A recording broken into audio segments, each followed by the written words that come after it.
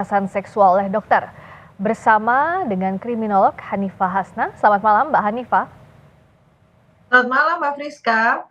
Mbak Hanifah, ini yang sangat membuat prihatin karena dari satu kejadian, dari satu peristiwa ternyata terbuka lagi peristiwa kriminal lainnya. Ini seperti fenomena gunung es. Apa yang sebenarnya terjadi kalau dari kacamata Anda Mbak Hanifah? Ya baik, sebetulnya ini bukan saya senang dengan kondisi yang kacau ini ya. Ini bukan saya senang dengan kondisi yang kacau ini ya, tapi sebetulnya ketika ada kejahatan yang terbuka, terus kejahatan-kejahatan lain yang terbuka lagi itu sebetulnya peluang bagi kita semua, pemerintah, kementerian, dan masyarakat juga menjadi lebih berhati-hati dalam hal ini. Ini sebetulnya untuk memulihkan kembali. Nah, apalagi ketika tadi disampaikan di berita sebelumnya ini sudah dicabut kewenangannya dan dicabut surat prakteknya, ini sebetulnya sangat-sangat membantu. Di mana ketika dicabut semuanya, berarti ini untuk melindungi dia sendiri dari perilaku menyimpang selanjutnya. Yang kedua, melindungi masyarakat pula sebagai pasien yang sudah sangat-sangat percaya dengan profesi dokter ini.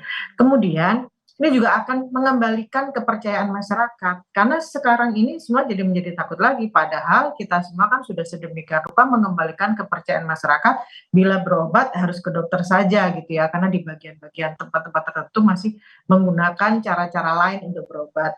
Yang terakhir adalah untuk menegakkan etika profesi. Nah, ini sangat-sangat diperlukan, tetapi jangan sampai hanya sekedar administratif semata. Karena hukuman secara pidana itu harus tetap ditegakkan, dilakukan secara transparan, dan dilakukan secara berkeadilan. Ini harus dilakukan oleh pemerintah. Ya, pidananya harus diterapkan juga tegas berkeadilan. Tapi tadi bicara soal pencabutan surat tanda registrasi, Ya, STR-nya, saya tanyakan ke Dr. Arianti Anaya, Ketua Konsil Kesehatan Indonesia. Selamat malam, selamat bergabung juga Dr. Arianti. Selamat malam. Selamat malam dengan Friska di sini dan ada juga Mbak Hanifah.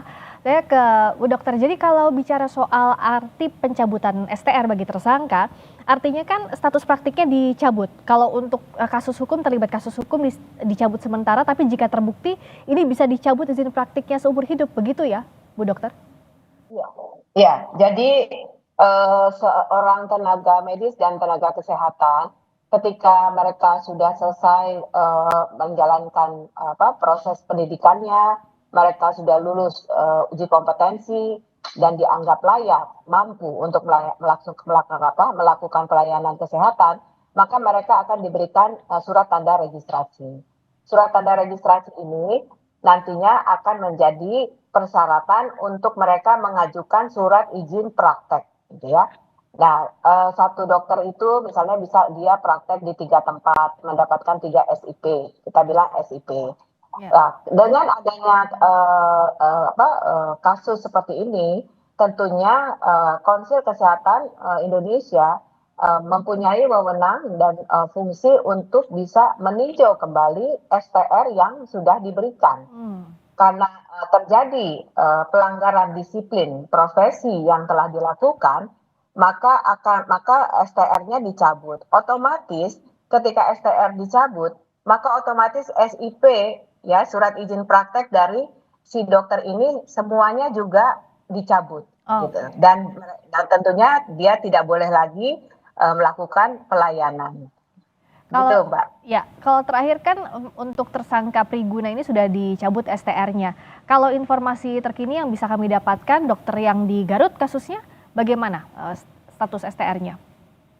Ya, untuk dokter yang di Garut, kalau yang di RSHS sudah kita cabut ya STR-nya dan kita sudah berkoordinasi dengan Dinas Kesehatan. Nah, untuk yang di Garut, karena kami sudah di bawah Konsil Kesehatan Indonesia ada yang disebut Majelis Disiplin Profesi. Nah, Majelis Disiplin Profesi sudah turun ke lapangan, mereka sudah menemukan bukti-bukti dan juga sudah menyerahkan karena ada masalah terkait pidana dan sudah dilakukan koordinasi dengan pihak berwajib. Dan yang bersangkutan sudah dinyatakan sebagai tersangka, ya. Jadi untuk mengamankan maka kami juga sudah mencabut STR-nya dan berkoordinasi kembali dengan Dinas Kesehatan untuk mencabut semua SIP-nya. Oke, jadi sudah dicabut STR juga, SIP-nya berkoordinasi sudah dilakukan semuanya. Kalau dari Mbak Hanifah, artinya kan tadi kalau Mbak Hanifah bilang pidananya harus berjalan, tapi dari sisi Konsul Kesehatan juga sudah mencabut STR dan juga SIP. Ini bisa menutup celah adanya peluang terjadi tindak pidana asusila serupa, termasuk juga ini bisa memberikan efek jera artinya Mbak Hanifah ya? Iya, jadi penjeraan itu kan sebetulnya tidak hanya kepada pelaku, tetapi menggentarkan orang-orang lain atau oknum-oknum lain yang kemungkinan akan melakukan hal ini. Ah, Dan ini sudah terbuka ya, terbukti ya ketika ini ada kasus yang keluar, kasus-kasus yang lain juga keluar. ya. Nah, hal inilah yang harus menjadi fokus dari Kementerian Kesehatan atau institusi medis ini untuk melakukan pengecekan ulang apakah ada SOP yang kurang pas gitu ya, atau ada hal-hal tertentu yang harus diperbaiki lagi. Iya, termasuk Mbak Hanifah yang juga sulit sebenarnya dari sisi korban. Banyak mungkin korban, masih ada korban-korban lainnya, tapi untuk melaporkan kasus pemerkosaan dari sisi korban banyak yang tidak berani speak up. Nah, siapa-siapa saja yang bisa membantu hal ini, Mbak Hanifah? Ya, baik. Ini sudah bagus sekali ya Mbak Friska ya, karena sudah dibuka hotline untuk pengaduan, ini kan membuka peluang kepada masyarakat. Kemudian sekarang menyampaikan kepada media juga sangat-sangat mudah. Hal ini membuat masyarakat menjadi punya keberanian bahwa dia pernah menjadi korban, disertai dengan bukti-bukti yang mereka punya. Tapi walaupun demikian, kembali lagi bahwa kasus ini membuat mata hati atau pengetahuan masyarakat itu menjadi terbuka lagi untuk lebih aware lagi terhadap kondisi dirinya sendiri, bahwa dimanapun berada masyarakat itu tetap menjadi pihak-pihak yang sangat-sangat rentan menjadi korban, bahkan di ruang yang sangat-sangat steril ternyata itu tidak steril bagi keselamatan masyarakat. Nah, ini juga yang membuat impunitas ya, impunitas itu adalah profesi-profesi tertentu yang merasa bahwa dia itu aman dari pelaporan. Ya. Ternyata ini sekarang sudah terbukti siapapun yang melakukan kesalahan bisa dilaporkan dan dicabut kuasanya untuk melakukan praktek itu. Ini hal yang sangat-sangat bagus. Betul. Untuk kasus, saya ke Bu Dokter, kalau kasus yang di Malang update-nya seperti apa? Karena yang membuat juga publik mencengangkan, meskipun kabar baiknya adalah semua kasus ini satu persatu akhirnya muncul. Di Garut sudah, di Bandung sudah dicabut STR SIP-nya. Kalau yang di Malang yang terbaru bagaimana, Dokter?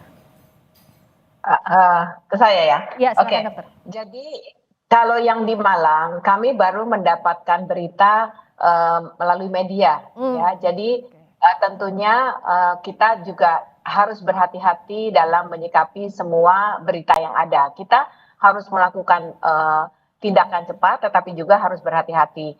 Nah, kami sudah berkoordinasi dengan Majelis Disiplin Profesi ya untuk melihat, untuk menunggu atau juga kita bisa memberi menanyakan terhadap adanya berita ini, kemudian melakukan penyelidikan ya terhadap laporan yang ada atau berita yang ada.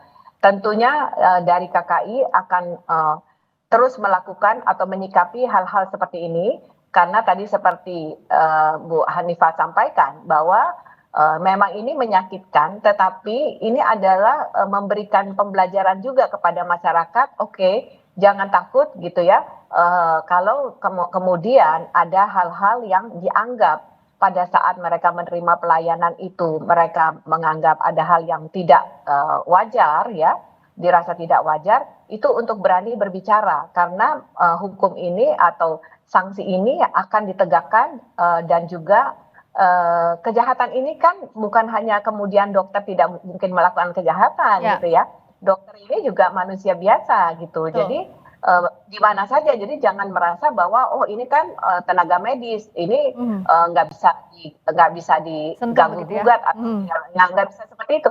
Nah ini bagus sekali, sehingga dengan seperti ini masyarakat akan tersadarkan gitu ya. Nah seperti contoh Malang ini, yang mudah-mudahan ini kita sedang menunggu, kalau memang ada jelas data-datanya maka kita akan menindaklanjuti dengan segera. Ya, tapi soal evaluasinya, Dok, saya setuju kalau semua profesi itu pasti ada celahnya, tergantung siapa manusianya begitu. Nah, artinya kan perlu evaluasi juga. Kita semua tahu lah untuk menjadi dokter ini tahapannya luar biasa. Untuk mendapatkan STR, SIP itu tidak mudah. Tapi kan saat ada dugaan penyimpangan di tengah jalan, apakah ada plan evaluasi ke depannya begitu, Dokter Ariyanti?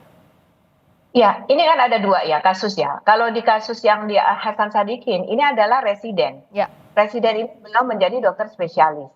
Mereka masih menjadi tanggung jawab dari institusi pendidikannya.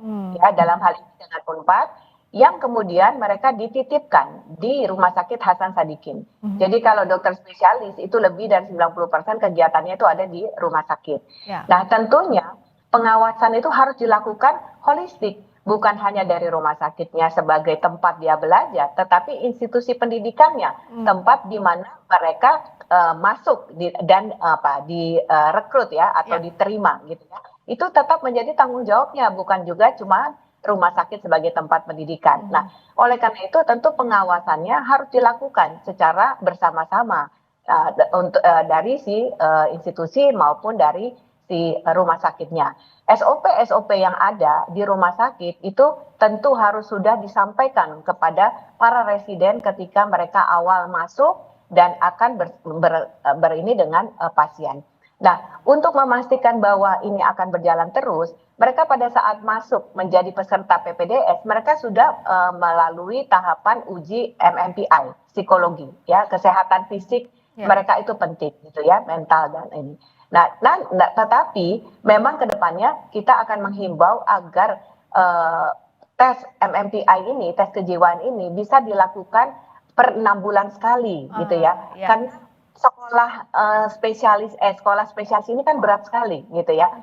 Dan tugasnya berat sekali, mungkin juga ada permasalahan keluarga, ada permasalahan atau bebannya yang luas, yang berat sehingga menyebabkan mereka depresi. Nah, ini kan memungkinkan saja, maka evaluasi atau tes kejiwaan itu perlu dilakukan terus-menerus dan juga melihat kembali juga proses pada saat mereka menerima pendidikan ini supaya juga jangan kemudian mereka terlalu terbebani, terlalu berat over ini sehingga mereka juga akhirnya depresi seperti itu. Jadi tes MMPI, kita bilang tes MMPI itu tes untuk psikotesnya lah seperti itu ya. Nah, sedangkan untuk dokter yang di Garut gitu ya, setiap dokter itu 5 tahun sekali SIP-nya itu akan diperpanjang. Nah, pada saat diperpanjang maka kita akan meminta dari Dinas Kesehatan itu akan meminta rekomendasi dari fasilitas pelayanan di mana mereka bekerja. Nah, tentunya Vaskes ini harus menyampaikan dokter ini kok ada masalah kejiwaan, ada disiplin profesi yang selalu dilanggar, atau misalnya dokter ini dokter bedah tapi sekarang udah tremor atau ada masalah dengan mata, sehingga ini menjadi persyaratan atau referensi untuk SIP-nya berikutnya tidak diberikan atau SIP-nya perlu ditahan untuk keselamatan pasien. Nah, berikutnya juga bagaimana kalau dari sisinya Mbak Hanifah, kita bicarakan hari ini pasti penegakan hukumnya harus berjalan dengan baik, termasuk juga tadi langkah tegas dari sisi profesi juga dilakukan. Nah, untuk mengembalikan kepercayaan kepada masyarakat, khususnya perempuan, Mbak Hanifah, apa yang bisa kita lakukan atau apa yang bisa dilakukan para pihak terkait? Ya, baik. Ini yang dilakukan oleh institusi medis ini sudah sangat-sangat tepat ya Mbak Friska ya. Tetapi sekarang yang harus diketahui masyarakat adalah transparansinya seperti apa. Seperti yang Bu Ariyanti sampaikan tadi, saya sangat sepakat sekali. Banyak sekali masyarakat yang bertanya, kok bisa sih dokter yang pintar gitu, apakah tidak dites secara psikologi gitu ya. Bahkan di dunia kriminal pun mereka itu ada yang memang sudah punya trauma sebelumnya, ada yang dia merasa ada kesempatan. Lalu mereka melakukan pembelajaran bagaimana cara melakukan kejahatan. Nah, ketika ada kesempatan, mereka sudah pintar, karena secara kognitif dia bagus, dia tahu bagaimana mencari celah untuk melakukan kejahatan. Ini yang berbahaya karena bisa menimbulkan karir kriminal, yaitu kejahatan berulang akibat pembelajaran yang sudah mereka lakukan. Jadi untuk masyarakat sendiri sekarang adalah berhati-hati dan dibutuhkan transparansi dari tim medis dan penegak hukum setelah melakukan penangkapan dan pemecatan mungkin ya, atau penghentian surat-surat tadi itu kepada masyarakat, sehingga masyarakat kembali percaya kepada dunia medis.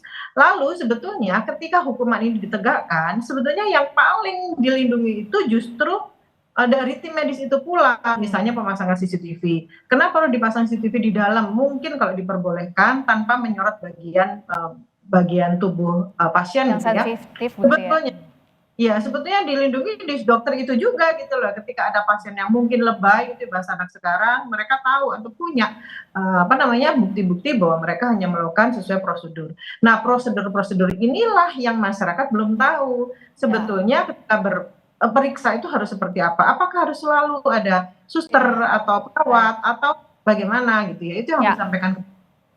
Hukumannya sekarang harus transparan dan tegas, di sisi lain juga mengembalikan kepercayaan masyarakat harus dilakukan oleh berbagai pihak secara bersama-sama. Terima kasih Dr. Ariyanti Anaya, Ketua Konsil Kesehatan Indonesia. Terima kasih Mbak Hanifah Hasna, kriminolog.